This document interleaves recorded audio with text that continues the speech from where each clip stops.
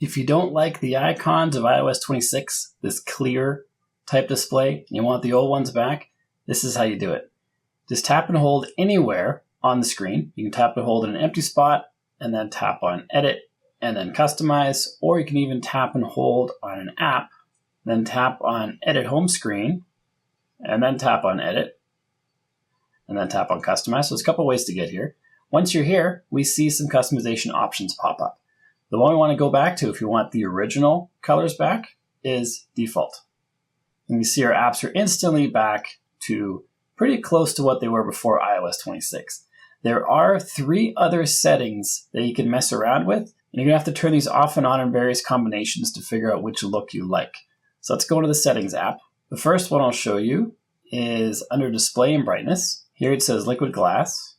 Here we have a preview. You can see the green color kind of morphing through that background for those icons.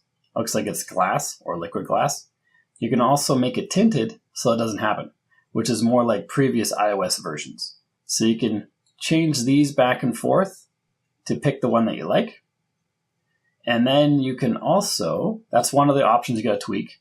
And the other ones are under Accessibility, wherever that is. There it is.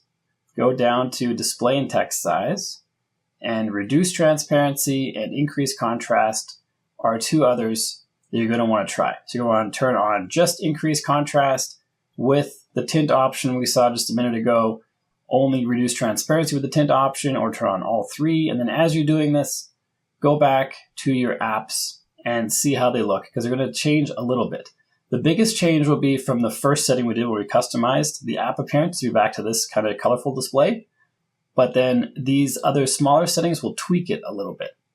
So those are the 3 settings you need to try and test and see how it changes the look of the apps. And hopefully you find a set of settings that works for you. After you've done that, you're going to want to clear the trash cans on your iPhone. There's a whole bunch of hidden ones that's going to unlock hidden free space on your phone. So if you want more space on your phone, check out this video. If you got value from the video you just watched, like and subscribe to let me know, and I'll see you on this one.